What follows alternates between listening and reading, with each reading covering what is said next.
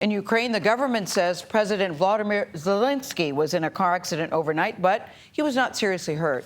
It says that a car ran into Zelenskyy's vehicle in a motorcade in the capital of Kyiv. Imagine being the driver of the other car. The president had just returned from Izium, that's one of the towns in northeastern Ukraine, that was recaptured from Russia in recent days. Debora Patta was there and spoke to Zelenskyy during his surprise visit.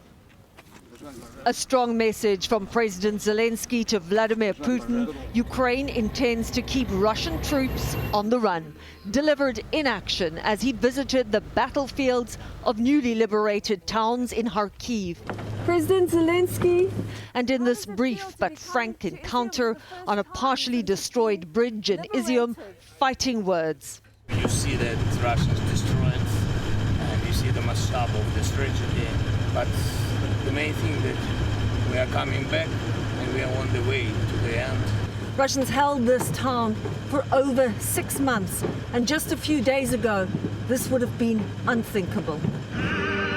Even now, the visit was bold. Little more than 6 miles from the nearest front line, occasional shelling can still be heard. Ukraine city Izium free. Ukraine army very best. And it was a boost to troop morale. Ukrainian soldier Nazar was part of the surprise counteroffensive. He told us they outmaneuvered Russia, making them believe the action would be in a different region, southern Kherson.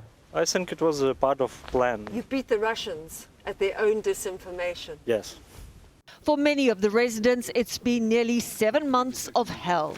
Lisa Yakina showed us the icy basement where she hid with 50 neighbors for over 100 days. It was horrible. Cold, without water sometimes, without electricity. And pointed out the shallow grave they dug for a woman who died because she could not get life-saving medication. Russian artillery has laid waste to civilian targets here, homes, hospitals, schools and pedestrian bridges. Amid the destruction, children barely flinch at the distant sound of explosions, preoccupied with turning weapons of war into youthful, boyish games.